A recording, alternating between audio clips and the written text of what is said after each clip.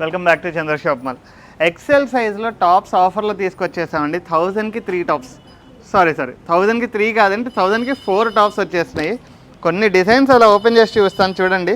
ఒక్కో డిజైన్ అండి, చాలా బాగుంది. నెక్ పార్ట్ చూడండి, డైలీ వేర్కి బాగుంది, కంఫర్ట్గా బాగుంది. ఇవన్నీ సింగిల్ పీసెస్ అండి.